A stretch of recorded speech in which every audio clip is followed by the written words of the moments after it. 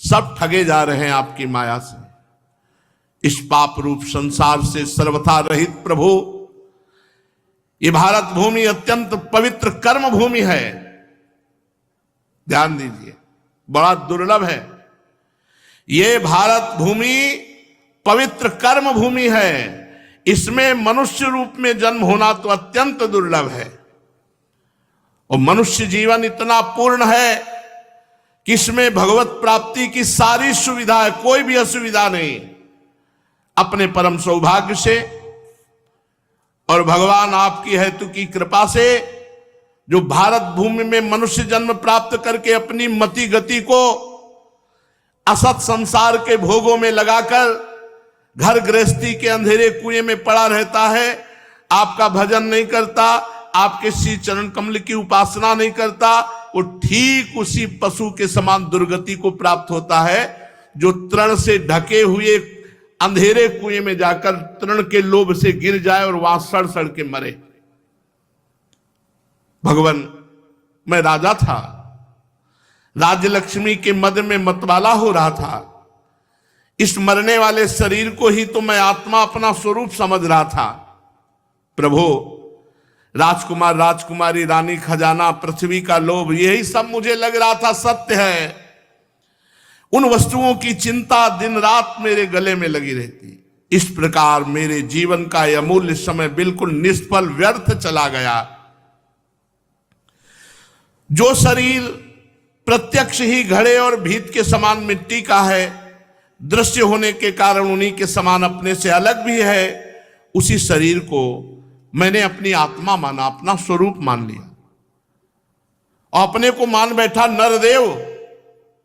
मैं मदांध हो गया, कुछ समझा नहीं। रथ, हाथी, घोड़े, पैदल, चतुरंगिनी, सेना, सेनापतियों से घिरकर मैं पृथ्वी में इधर उधर घूमता रहा। ये करना चाहिए, ये नहीं करना चाहिए, विधि कर्तव्य कर्तव्यों की चिंता में पड़ करके एकमात्र भगवत भजन से विमुख रहा, असावधान हो गया।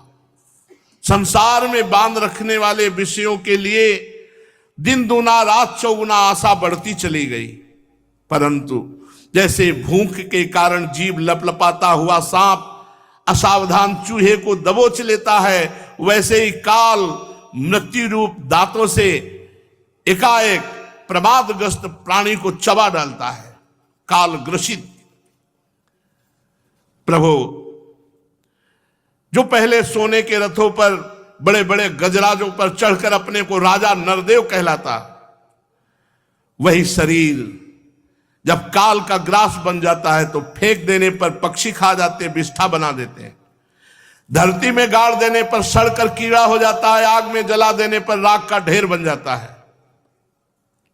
प्रभु, जिसने सारी दिशाओं पर विजय प्राप्त कर ली और जिससे लड़ने वाला संसार में कोई रह नहीं गया, जो श्रेष्ठ सिंहासन पर बैठता है और बड़े बड़े नरपति जो पहले उसके समान थे अब जिसके चरणों में सिर झुकाते हैं, वही पुरुष जब विषय सुख भोगने के लिए जो घर गृहस्थी की एक विशेष वस्तु है अपनी रानियों के पास जाता है तो उनके हाथ का खिलौना उनका पालतू पशु बन जाता है। प्रभु, बहुत से लोग विषय भोग छोड़कर पुनः राज्य आदि भोग मिलने की इच्छा से ही दान पुण्य करते हैं कि मैं फिर जन्म अगला लूं तो बड़ा सम्राट बनूं, ऐसी कामना रखकर तपस्या में भली भांति स्थित होकर शुभ कर्म करते हैं। जिसकी तृष्णा बढ़ी हुई है भोगे हुए भोगों को पुनः भोगने की इच्छा का नाम तृष्णा है, वह कदापि सुखी नहीं हो सकता। अपने स्वरूप में एक रस स्थित रहने वाले हे भगवान, ये जीव अनादि काल से जन्म मृत्यु रूप संसार के चक्कर में भटक रहा है। बहुत सुंदर बात। भवाप वर्गो भ्रमतो यदा भवेद जनश्च तरहच्युत सत्समागमः सत्संगमो यर्हि तदैव सद्गतौ परावरे से त्वयि जायते मतिः। अनादिकाल से बार बार जन्म बार बार मरण, इस संसार चक्र में जीव भटक रहा है और जब संसार चक्र से छूटने का आपकी कृपा से समय आता है, तब उस जीव को सत्संग मिलता है। सत्संग मिला, भगवान की हमारे ऊपर बड़ी कृपा है। अब हमारा आखिरी जन्म होने वाला है, इसीलिए भगवान ने हमें सत्संग दिया है। अब मोहि भाव भरोस हनुमंता, बिनु हरि कृपा मिले नहीं संता। जो प्रभु मोहि अनुग्रह कीना, तो तुम आई दरस सठ दीना। संतों का समागम भगवान की शुद्ध कृपा। बिनु सत्संग विवेक न होई, राम कृपा बिनु सुलभ न सोई। जब जन्म मृत्यु चक्र से छूटने का जिस जीव के ऊपर भगवान की कृपा होती, समय आता है तो उसे सत्संग मिलता है। ये निश्चय है कि जिस क्षण सत्संग प्राप्त होता है, उसी क्षण संतों के आश्रय, कार्य कारण रूप जगत के एकमात्र स्वामी आप में जीव की बुद्धि अत्यंत दृढ़ता से लग जाती है। भगवान, मैं ऐसा समझता हूं कि आज मेरे ऊपर आपकी परम अनुग्रह वर्षा हो रही है। क्यों? क्योंकि बिना परिश्रम के अनायास ही मेरा आज संसार बंधन टूट गया। आपका दर्शन, बड़े बड़े योगी लोग ध्यान करते रहते हैं, आप उनके ध्यान में नहीं आते। वो आप मेरे सामने खड़े हैं। हे अंतर्यामी प्रभु, आपसे क्या छिपा है? मैं आपके चरणों की सेवा के अतिरिक्त और कोई भी वर नहीं चाहता, क्योंकि जिनके पास किसी प्रकार का संग्रह परिग्रह नहीं है, अथवा जो संग्रह परिग्रह के अभिमान से रहित हैं, वो लोग भी केवल आपके चरणों की सेवा की प्रार्थना करते रहते हैं। भगवान, भला बतलाइए तो सही, मोक्ष देने वाले आपकी आराधना करके ऐसा कौन श्रेष्ठ पुरुष होगा जो अपने को बांधने वाला सांसारिक सुख मांगे? नहीं चाहिए। इसलिए प्रभु, सतोगुण रजोगुण तमोगुण से संबंध रखने वाली समस्त कामनाओं को छोड़ करके केवल माया के लेस मात्र संबंध से रहित गुणातीत एक अद्वितीय चित स्वरूप परम पुरुष, हे श्री कृष्ण, मैं आपकी शरण में, मैं आपका शरणागत हूं। भगवान, मैं अनादि काल से अपने कर्म फलों को भोगते भोगते अत्यंत आर्त हो रहा था। उनकी दुख की ज्वाला रात दिन मुझे जलाती रहती थी। मेरे 6 शत्रु, काम क्रोध लोभ मोह मद मत्सर, ये 5 ज्ञानेंद्रियां, एक मन, ये कभी शांत नहीं हुए। इनकी विषयों की प्यास बढ़ती जा रही थी। कभी किसी प्रकार एक क्षण के लिए मुझे शांति नहीं मिली। हे वासुदेव, हे शरणदाता, अब मैं आपके भय मृत्यु और शोक से रहित श्री चरण कमलों की शरण में आया हूं। सारे जगत के एकमात्र स्वामी परमात्मा, आप मुझ शरणागत की रक्षा कीजिए। जब ऐसी मुचकुंद जी ने स्तुति की तो भगवान श्री कृष्णचंद्र जी ने कहा, सार्वभौम सम्राट, तुम्हारी मति, तुम्हारा निश्चय बड़ा पवित्र है। बड़े ऊंची कोटि के विचार हैं आपके।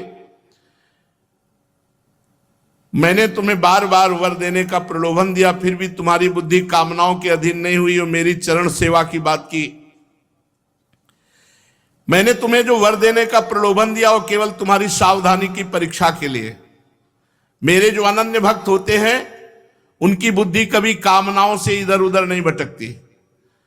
जो लोग मेरे भक्त नहीं होते, वो चाहे प्राणायाम आदि के द्वारा अपने मन को वश में करने का कितना ही प्रयत्न क्यों न करें, उनकी वासनाएं क्षीण नहीं होती। राजन, उनका मन फिर विषयों के लिए मचल पड़ता है। आज से तुम अपने मन और सारे मनोभावों को मुझे समर्पित कर दो, मुझ में लगा दो और स्वच्छंद रूप से पृथ्वी पर विचरण करो। मुझ में तुम्हारी विषय वासना शून्य निर्मल भक्ति सदा बनी रहेगी। तुम्हें एक जन्म और लेना पड़ेगा अभी, मुचकुंद जी से कहा, क्योंकि तुमने क्षत्रिय धर्म का आचरण करते हुए बहुत से पशुओं का शिकार किया है और युद्ध आदि में बहुत से सैनिकों को मारा है। अब एकाग्र चित्त से मेरी उपासना करते हुए तपस्या के द्वारा उस पाप को धो डालो। अगले जन्म में तुम ब्राह्मण कुल में जन्म लोगे, नरसिंह मेहता के रूप में, और समस्त प्राणियों के सच्चे हितैषी परम सुहृद हमारे विशुद्ध भक्त बनोगे। उस समय तुम्हें हमारी प्राप्ति हो जाए। 52 बार भगवत साक्षात्कार हुआ नरसिंह मेहता जी को, 52 बार भगवान बार बार प्रकट हुए उनके यहां। तो यही मुचकुंद जी को भगवान ने आदेश किया, देखो ये तो बहाना है कि तुमने शिकार किया, तुमने एक जन्म में भगवान, ये तो अपने महापुरुषों को प्रकट करके जगत पावन करने के लिए भगवान ने बात कही कि तुम्हारा अगला जन्म होगा। नहीं तो अजामिल वैश्यागामी इतना पाप, लाखों पशुओं की हिंसा की होगी उसने, हिंसा करके ही तो भक्तमाल जी में आता है चरित्र की, जब संत जन मंडली उसके दरवाजे पे थे तो एक दो मृग मारे हुए ला रहा था, तो क्या पुत्र के बहाने नारायण कहा तो क्या अगला जन्म हुआ, क्या सीधे परम पद मिला? और भगवान बातचीत कर रहे हैं, बातचीत भगवान कर रहे हैं, अब इनका अगला जन्म होना चाहिए। लेकिन भगवान अपने कारक महापुरुषों को अवतार दिलाते हैं जगत मंगल के। नरसिंह मेहता जी के आज कृपा प्रसाद से हजारों लोग भगवत प्राप्त हो गए, हो रहे हैं, होते रहेंगे। महापुरुषों का प्रताप कभी निष्फल नहीं जाता। तो तुम्हारा अगला जन्म होगा ब्राह्मण कुल में, और तुम प्राणियों के सच्चे हितैषी परम शुद्ध होगे, फिर मुझ विशुद्ध विज्ञानानंद घन परमात्मा को प्राप्त करोगे।